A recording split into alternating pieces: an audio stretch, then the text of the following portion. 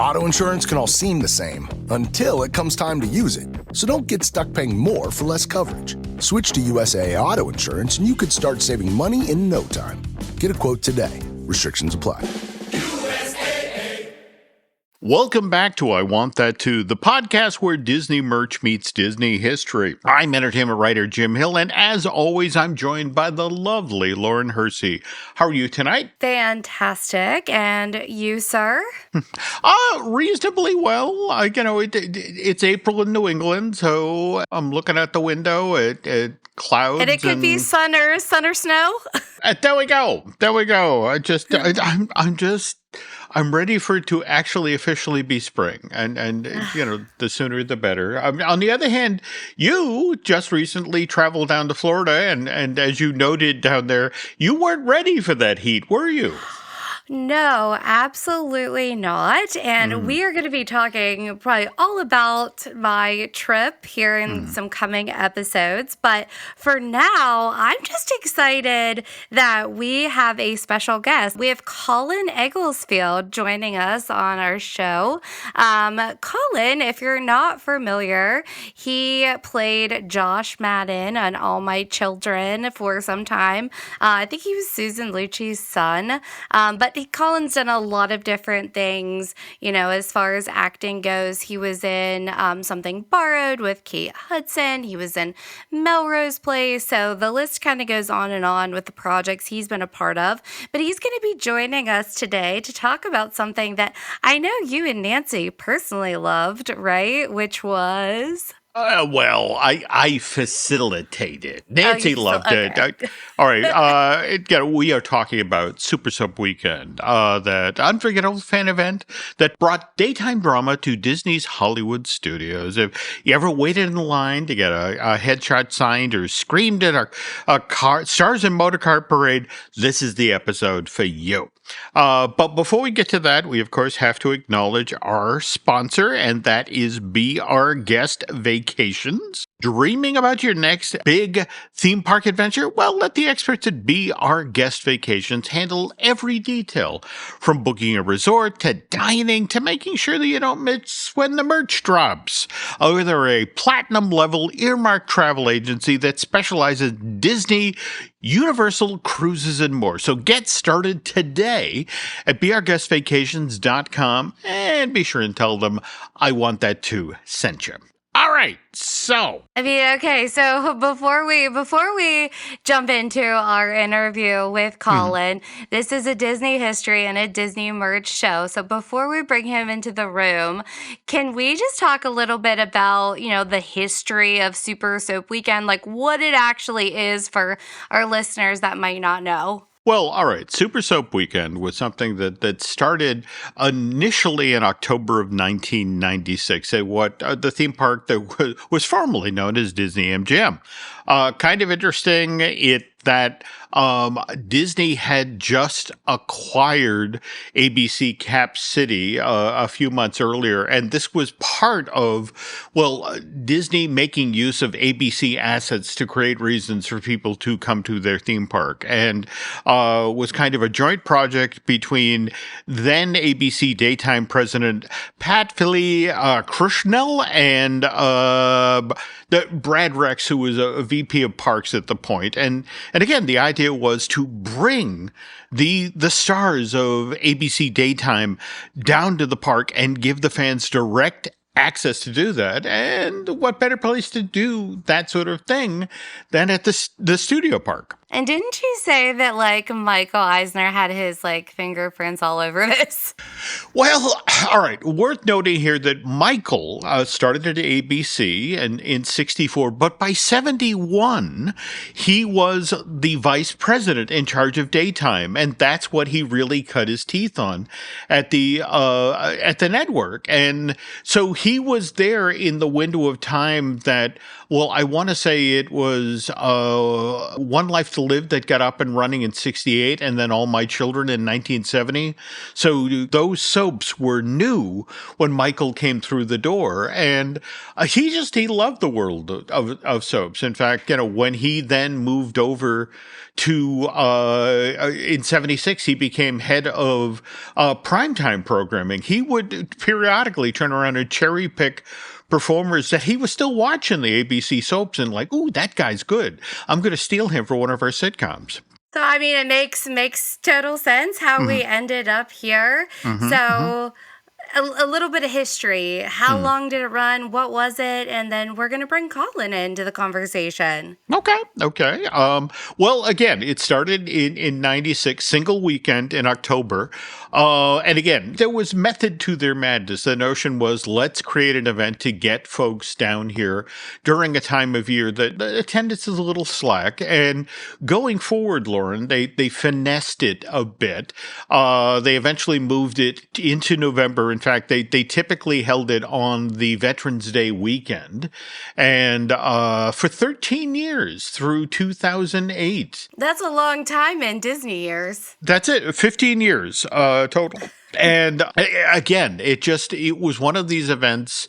And again, Nancy did not attend the first year in 1996, but I want to say that we attended every other year of this thing. And she would take her mom, she would take her friend Angela, and they flat out loved this thing.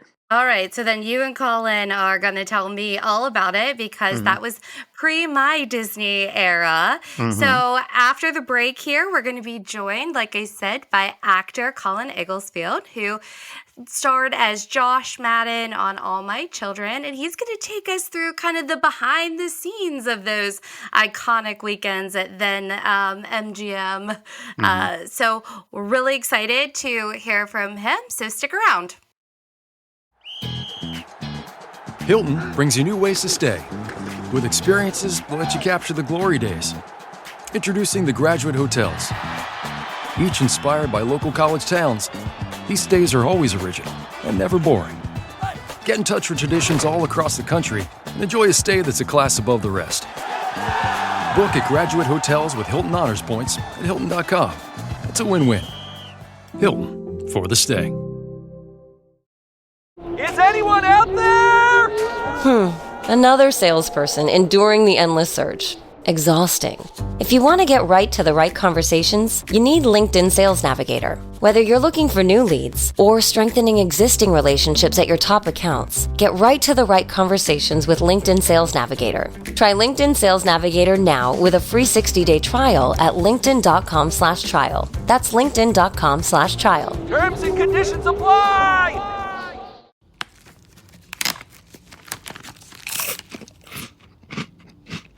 Uh-oh, the last cookie. You can get a new box of cookies in as fast as an hour with Walmart Express Delivery.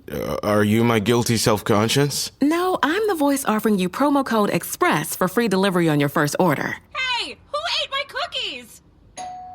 You mean, these cookies? Order now. Welcome to your Walmart. Promotion valid for first express delivery order. $50 minimum subject to availability. Restrictions apply. And we're back. And now we're welcoming Colin to the room. Hi, Colin. Hi, guys. Hey there. How are you doing tonight? You were in Chicago. You were just one time zone over from Jim and I. Yeah, I'm here visiting family for Easter, so it's been a great little opportunity to come back and visit Chicago, where I grew up, and see some fam.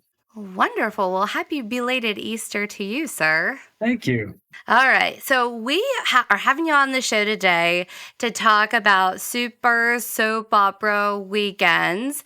And Colin and I, we do some work together and we're personal friends. And when he found out that I was a huge Disney fan, it seemed like he couldn't wait to share all of his photos. And this is a Disney history, Disney merch podcast. And there's definitely merch that goes along with this. But couldn't miss the opportunity to talk to you about that. So going back to the beginning, Colin, of your time on All My Children, I mean, like, how did you land the role to begin with?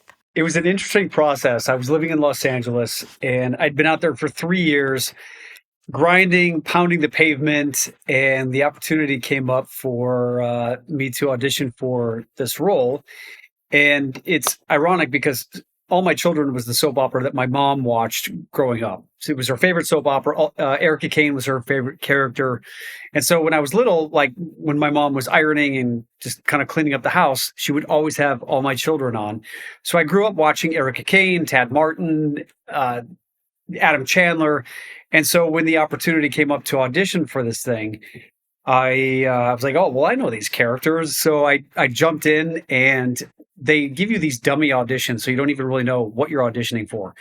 So I ended up playing Erica Kane's son, but at the time, I had no idea what character I was auditioning for.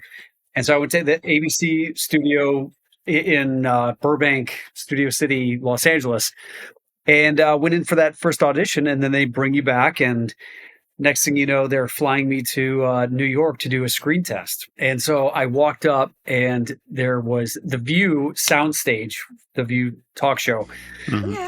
Used to shoot right across the hall from the All My Children soundstage. This was on 66th Street and the West Side Highway in New York City. And so, I lived in New York for quite some time. I was there when the World Trade Center experience happened. And so after that, I moved to LA. And so I was in LA for 3 years. And then when I came back to New York, always loved New York. And I was like, man, this would be so great to get this job. And I walk up to the studio, and all the people that were about to go into the View were waiting outside. And so I walk in, and I did the screen test, and then I didn't hear anything for like 2 weeks. And then finally my agent called and said that they wanted me to do the role. And it was actually, what I found out was I was replacing an actor that they had hired 2 or 3 months prior. And so, do we know who it was? Like, can you say? I forget who it was. And always an uncomfortable situation because you never want to take someone else's job. But whatever reason, the stars aligned, and I got the role. And then I quickly found out that I was going to be playing Erica Kane's son. And I was like, are you kidding me? This is like the best thing could ever possibly happen. My role was pretty out there. My real father was Jeff Martin, and Erica Kane was my mom. Jeff Martin was her first husband of 11, of course. And then I find out that, like All My Children was on for 41 years. And back in 1973, when Roe versus Wade actually was happening, they wrote that into the storyline in All My Children, where Erica got pregnant, and apparently she had an abortion. And so what they did was, after recycling story after story, they decided to revisit that storyline, where they made it where instead of her having an abortion, they made it where this doctor who was in love with her stole the fetus instead of doing an abortion, and inserted the stolen fetus into his wife. So I'm the stolen fetus. So I was transplanted into this doctor's wife, and I was born thinking they were my biological parents, but it turns out I fast forward and I end up in Pine Valley and find out that Erica Kane is my real mother. And then, of course, I try to kill her because why not? She tried to have me aborted. So I had mommy issues. And so this just put me on this trajectory of I played a doctor. I was the director of a cosmetics, or like the marketing director for a cosmetics company that Babe worked at. And then I fall in love with Babe. And she was married to JR, and I end up kidnapping her, and we crash, and I take my dad's private jet, and we crash land on a deserted island. So they created this whole paper mache island with waterfalls in the studio. All kinds of crazy storylines, but it was an amazing experience. 3 years of being thrown into the deep end of acting, because with soap operas, you're shooting an hour-long episode every day. And so that's 60 to 80 pages every day that we're filming.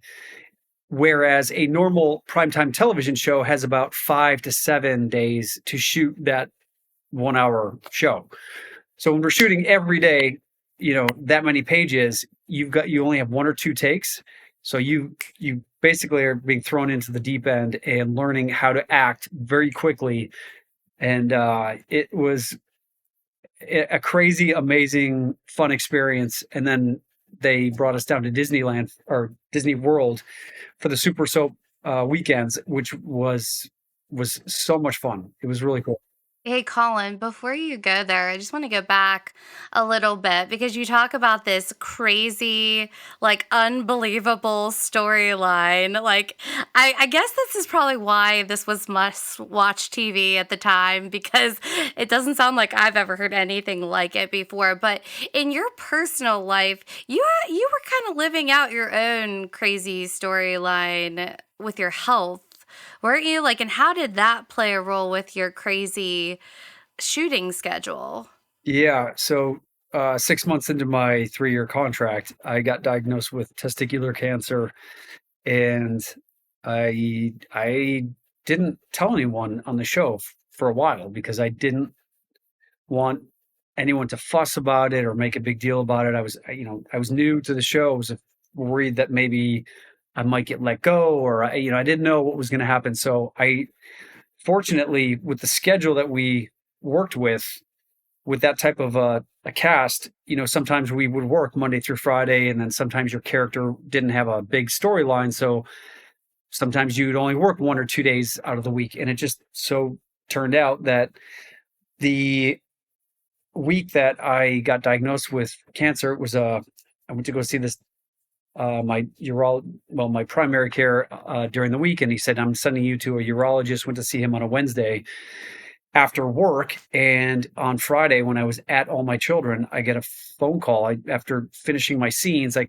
come back to my dressing room and got a voice message from my urologist saying, I need you to come down to my office right away. So I packed up, went down to the East Village, and went into his office. He rushed me right in. He said, you've got advanced stage testicular cancer. I'm scheduling you for surgery on Monday. And I was like, well, there's a little problem. I'm working on a soap opera doc on Monday. So can we do this like on Tuesday?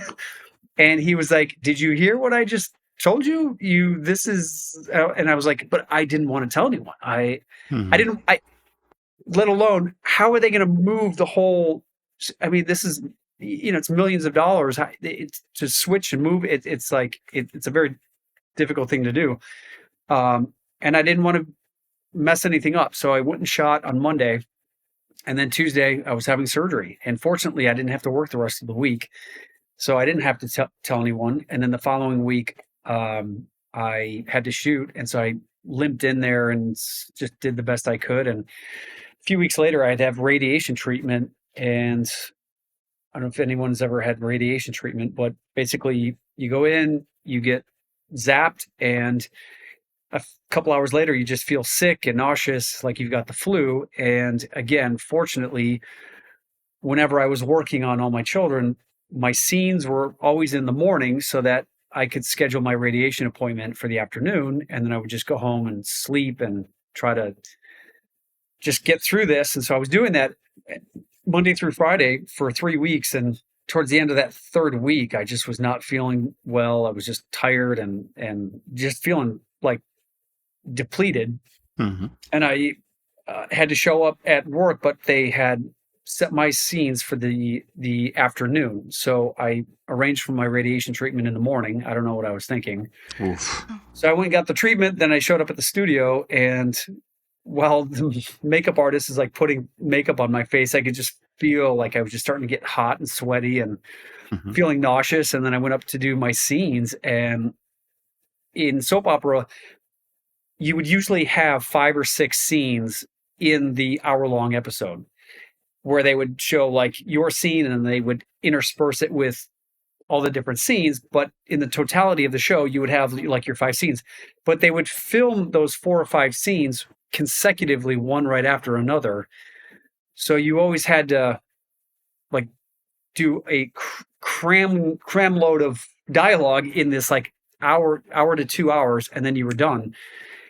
And after like the second scene, my director came up to me and he said, "Are you all right? You don't look so good." And I just felt nauseous and sick, and I literally just broke down. I felt like I couldn't hold this in anymore, and I was scared. I mean, I didn't know if I was going to be, if I was going to live through this whole experience. And he basically was like, "You need to go tell your producer right now." And this is what I write about in my book, Agile Artist, if anyone is interested in hearing more about this. But what I learned through the experience was that you don't have to be alone in experiences where there's a whole community of people out there who are willing to show up and support. And I think sometimes, especially as guys, when we don't necessarily want to admit when we're vulnerable or when we need help, I was one of those stubborn idiots who thought I could do this on my own. And what I realized was that there's strength in asking for help, and that when I asked for help, it was amazing. So many of the actors like offered to go to my appointments, my doctor checkup appointments with me. And I'd actually deepened my relationship with everyone there, because, you know, anytime there's a real life experience that people are dealing with, you really start to see who, you see what people are really made of. And when you're working on a TV show, everything's glitz and glamour and everyone's, "Hey, how you doing? Everything's great. Everything's cool." And what you realize is that we're still human beings, and we still have our things that we're dealing with and our personal stuff. And it just enriched my relationships with everyone there, where I just felt like a lot closer with everyone that I was working with. Wow. Yeah, that's awesome. So eventually, obviously, you were cancer free. Is that when you ended up going to Disney World for the Super Soap Opera Weekend? Was it like a celebration, like, yay, cancer free around that time, or were you still dealing with? I had just finished my treatment, and I was diagnosed for the first time in 2006. Mm-hmm. And then we went down to Super Soap Weekend, and then I came back, and it was a year after my first diagnosis that I was going for my checkups every 3 months, and then I got diagnosed a second time with testicular cancer. And if it happens on one side, then if they get it, you know, early enough, then you're fine. But because it had spread to the other side, so I had to have another surgery. And so I would say what helped get me through that experience was having the opportunity to show up at work with so many people who cared about me, and having something that I could pour myself into. Acting is great. It's very therapeutic because you're having to play in the world of emotions, and you get to just pour all of your frustration and angst into your role. And the amount of crazy storylines on the show helped me pour all of this frustration and angst into my character of Josh Madden. And so it was very therapeutic. I don't know what I would have done had I not been on All My Children, where I was doing something that I love to do, had something to pour myself into. And through that experience, what I've been proud of is that there's a lot of people that have reached out to me since then to say that, you know, I watched your character, and just hearing what you were going through. I'm a cancer survivor, or I'm going through cancer as well, and you've inspired me to be brave and to just stay positive through this experience, because it really meant a lot to me that people were there to help and support me through the process. And so now I work with City of Hope Hospital, and I've worked with Children's Hospital Los Angeles, just volunteering and just showing up and letting people know who are going through similar experiences, that they're not alone, and that there's hope, that, you know, if you stay positive and surround yourself with supportive people, that that, you know, you have the chance to move through this with an empowering perspective. Holy cow. No, that's an amazing story, and I almost feel bad that you go through chemo and surgery, and okay, now fly down to Florida and sit in the back of a convertible with Goofy. Yeah, that was kind of the weird part of all of this, because people who didn't know I was going through this, to show up and sitting in the back of the car that's going. We did a whole parade and we got to be in the cars, and I literally was sitting next to Goofy in the car that I was in. Wow. And people are waving, and I think it was healing in a lot of regards, because just to see people so excited and so happy to know that they're able to meet their favorite soap opera characters and be there in such an amazing place like Disney World.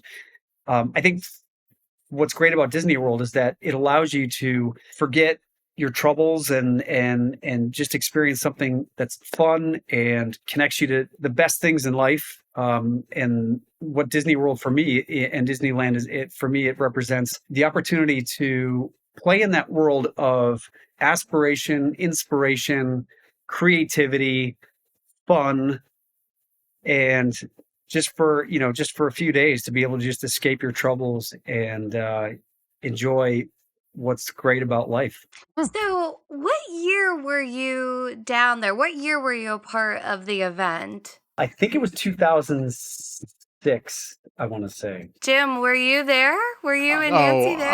Facilitator? Undoubtedly. In fact, what's interesting is if you look at Colin's history on All My Children, he managed to be there for the last 3 years of this event. In fact, what was interesting in 2008 is they announced that this would be the last Super Soap weekend, that ABC Daytime was then going to shift to a thing called Soap Nation, and the idea was that they were going to, rather than just be in Florida or California, they were going to go around the country. In fact, they actually did one of these events at Faneuil Hall in Boston, and Nancy and I went down there with our friend Flo for this thing. But Colin was there for the last one when they pulled the plug on Florida. So what was that like then? Did you finish work on Thursday and the next thing you're climbing a plane down to Florida, or how did that work?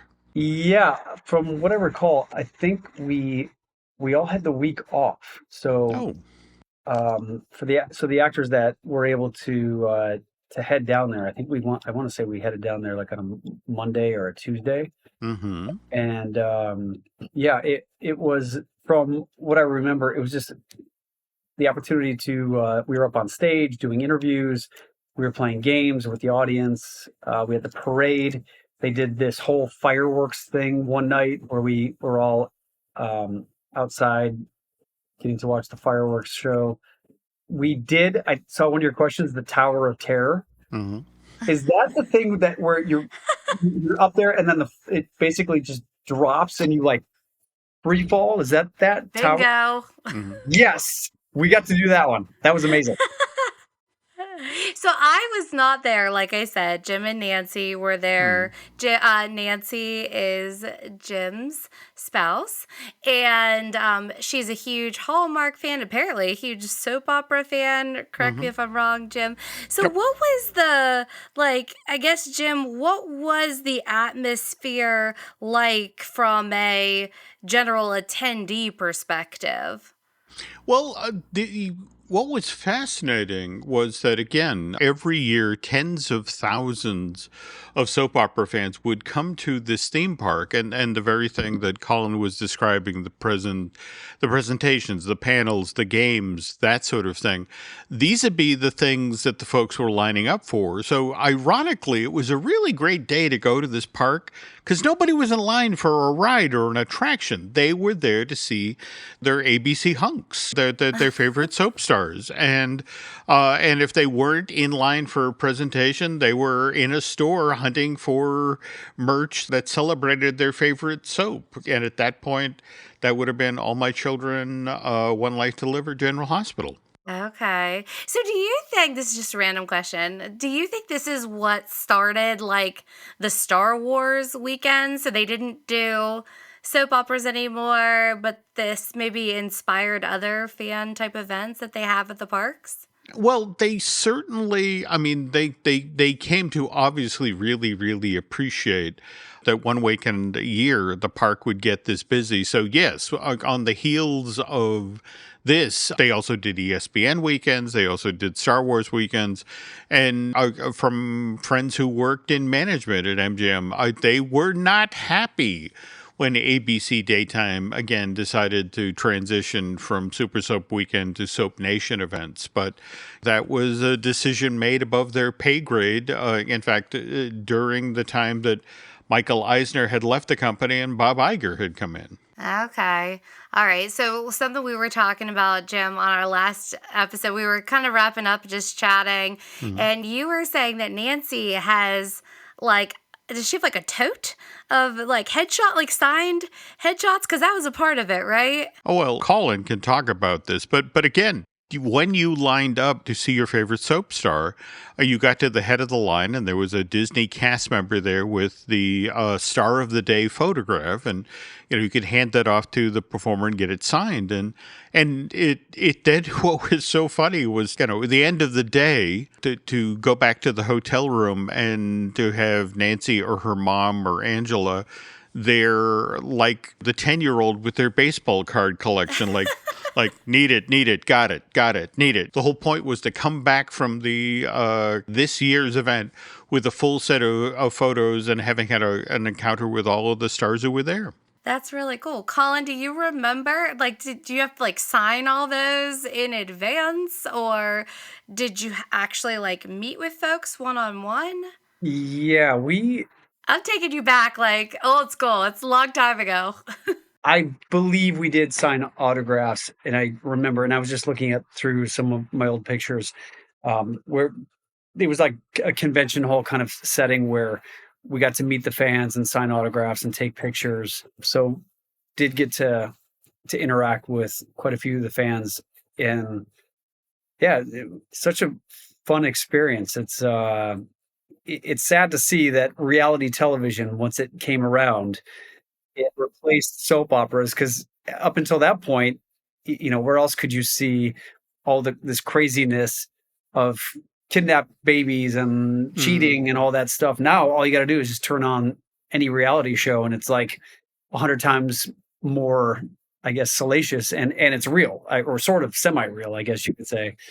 So that really was the demise of soap operas, was the introduction of all this reality television. Seriously, I was watching Hollywood Demons yesterday. You both know I love Bravo and like the Real Housewives, but they're casting intentionally to get people with these crazy storylines, what was clearly made up, for you as Josh Madden. So you're certainly right there. All right, well, since this is a merch show, I have to ask, Jim, does Nancy have any merch from the event? I know I was all over eBay. People are selling their binders of headshots. There were pins, t-shirts.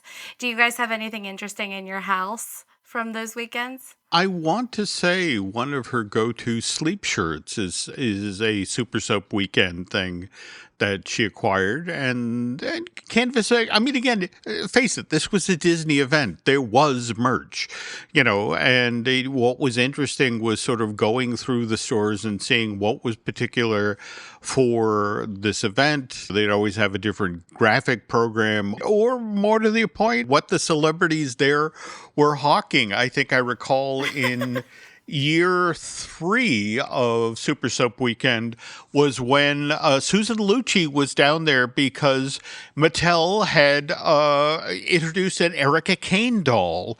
And the notion was that, I'm down here and come buy my Erica Kane doll and I will autograph the outside of it. And Ms. Lucci, who, by the way, Colin can bear this out, she's a teeny tiny person. I want to say that the doll almost looked life-size. That's how small, and just to see her cowed by the look at all these people who are here to get me to sign their doll. It's like, holy cow. Colin, was Susan Lucci down there when you went? I want to say she was. Mm-hmm. Because I'm dying to know what she was like to work with. She seems like a gem. Oh, I mean, working with her was amazing. She was so sweet, so kind, so just willing to help out. Because you know what? There she is. Yes, of course. Okay, she was there.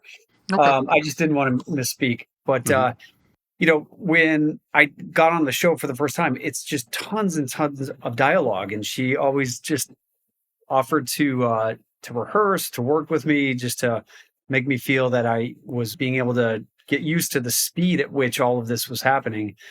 And for Christmas, I remember she bought her TV kids, me and Kendall and Bianca.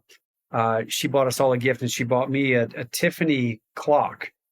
Whoa. It's like a little kind of a desktop clock. And to this day, I have it in my bathroom. So like every morning when I'm getting ready, that's what I look at to make sure that I'm on time.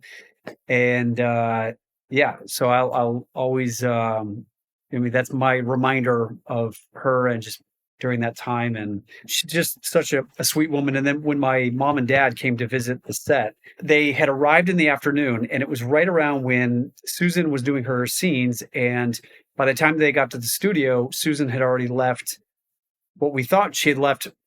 We went into the makeup room, and the makeup people were like, yeah, no, Susan just left. And we're like, oh, damn. I was like, all right, mom and dad, let me take you downstairs or upstairs to where the stage is where we shoot.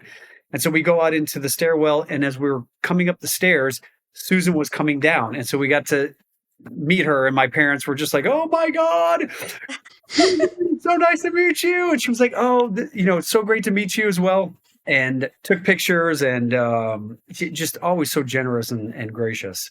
Oh, that's so cool. All right. So we took you all the way back to 2006.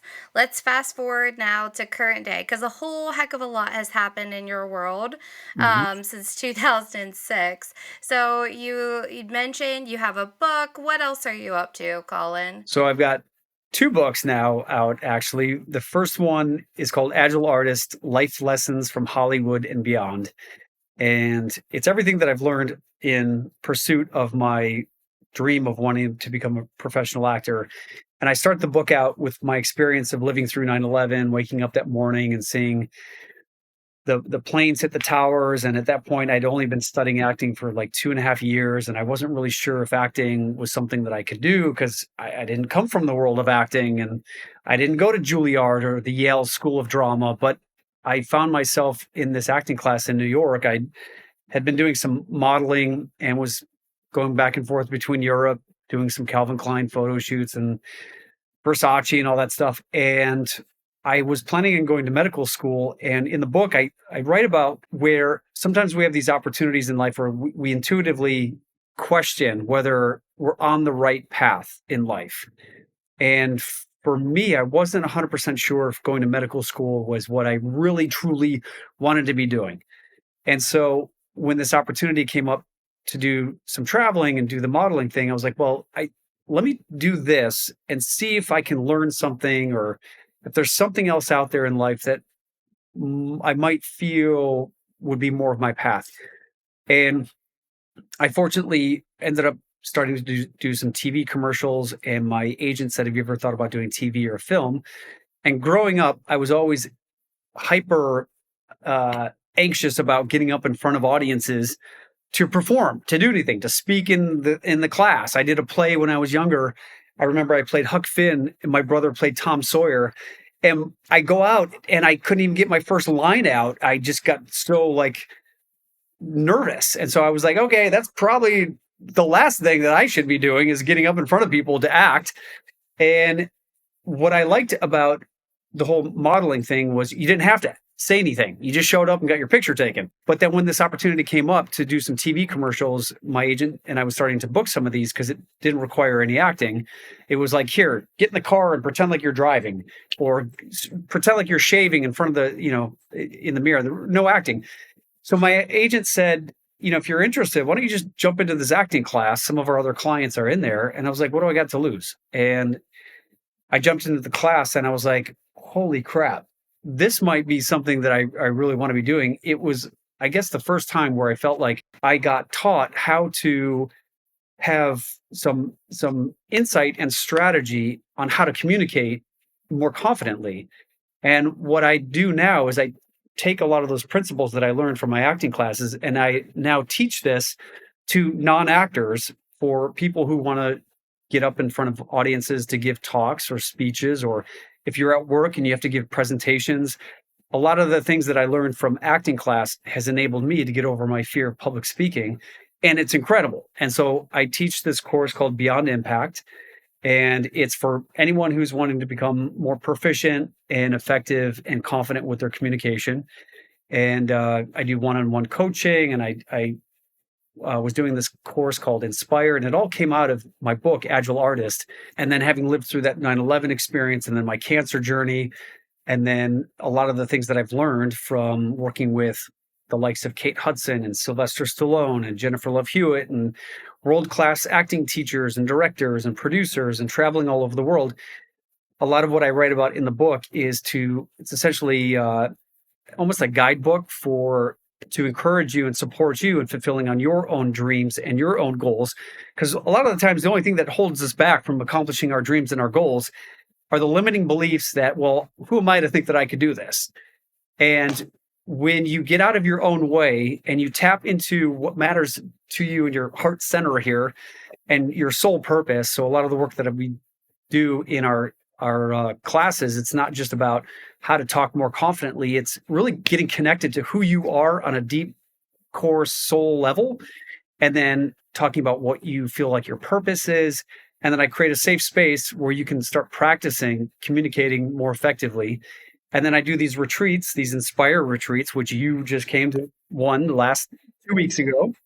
And what I do is I offer a opportunity for anyone who's in my classes to want to get up in front of a group in a safe environment and give like a 20-minute TED style talk to practice what you've learned in the courses, so that you can then go from that weekend, go out there into the real world, and then really start doing more of the things you really want to be doing, whether that's to grow your business or to start a business or write a book or do a course. I mean, there's so many opportunities out there where I feel like people are really looking for more purpose in life.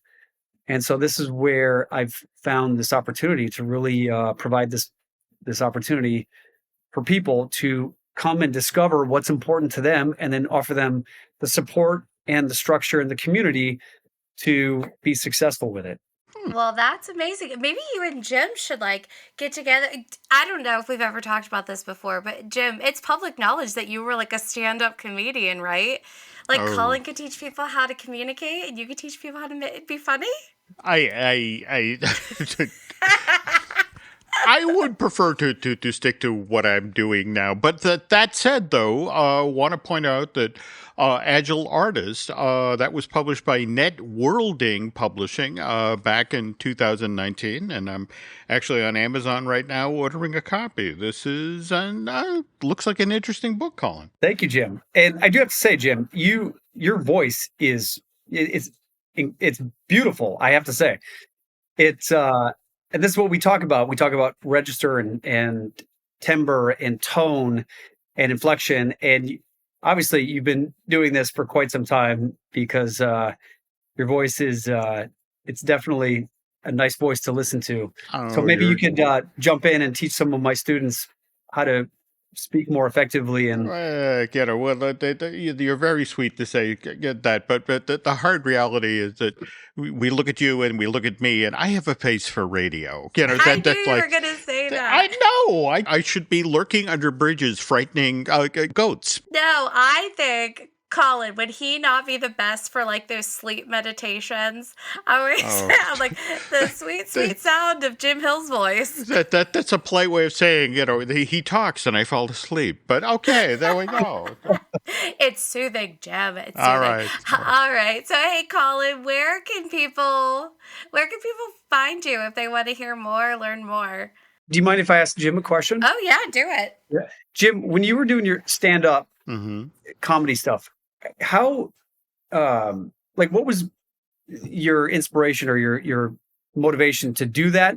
And were you nervous getting up there and telling jokes and what was that experience like for you? Well, look, my problem was that the people that I most admired who did stand up were giants. I mean, people like Jonathan Winters and Robin Williams who worked out of the improv space. And I was lucky enough to be in stand-up. I started in Boston at a time where, dear Lord, I mean, I was sharing stages with folks like Bobcat Goldthwait and Stephen Wright. I mean, people who, but here's the thing. Those guys, that's the real key to stand-up, is the gift of standing up there on stage and, you have your act in your head and you know it cold, but you're in front of an audience and they need to think you're thinking of this right at that second, that they're watching this come out of your head live. And it was that Venn diagram. I could do the material, but I didn't have the actor's skills that like you had on All My Children of making it seem real, making it seem spontaneous. And eventually that's what sort of said, I'm going to be over here. I'll write for comics. That you hand it off to them and they make it look spontaneous. I'll be over here laboring on what the punchline is. So got it. Yeah, I've been curious to do it, but I honestly am just terrified of doing it because I've never done it before, and I'm just like, well, crap. Like, there's no take two. It's like with TV and film, you can be like, well, I screwed that up. We'll do a take two. And up there, you're like, So I was just curious what your experience was like. No. It was great fun, but at the same time, I look at it today and it's like, wow, I was either really brave or really stupid. Probably both. Lauren, would you ever do stand-up? No. I'll leave it to you guys. Okay. Well, we're going to be doing some more retreats together, Lauren. So there may be an opportunity for you to get up in front of an audience and tell a joke or two. So we'll. Well, at this retreat, I played. What was the guy's name from Euphoria? So I did dip my toe in the water of acting, but typically I just leave that to Colin. Yes. I do an acting session on the Friday night where you get to pick a scene, and I just auditioned for a role in Euphoria, so I brought it, and Lauren did such an amazing job of playing a 40-year-old married a husband of two kids who was hooking up with a prostitute. So you did. Indeed, I did. Wow, who knew you had these skills? Okay, well, there we go. You learn something new every day. All right, so for real though, on that note, if you want to know more about Colin does an acting class or his book or public speaking, Colin, how can folks find you? My amazing website that was created by this incredible individual. You may know him. I think you live with him and have a few kids together. And Jim has a podcast with him about Universal Studios. Erica Hersey created this incredible website. So even just to go see Eric's amazing work, you guys have to go to www.colinegglesfield.com. On there, there's all kinds of things in there. You can sign up for my newsletter. You can check out my social media. Check out my retreats. I've got one coming up in Ireland, May 22nd through the 26th.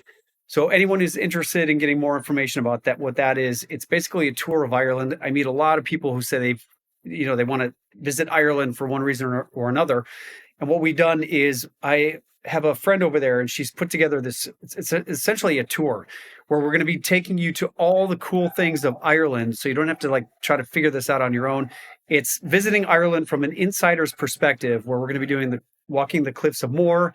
We're going to be going to the Guinness Brewery. We're going to be doing we're going to be seeing a Gaelic Irish football game. We're going to be going to eat at different castles and touring some really cool scenes and some old 200-year-old pubs that are just some of the coolest places you can go check out in Ireland. So go to my website for more information there. And then my Instagram, where I'm pretty active, is at Colin Egglesfield. So yeah, would love for you guys to just reach out and see if there's any way that I can support you in doing whatever it is that you want to accomplish in life. All right. Not to interrupt here, but I'm literally at Colin's website here, and Eric did this. This is really handsome. I'm surprised, Holy Jim. cow!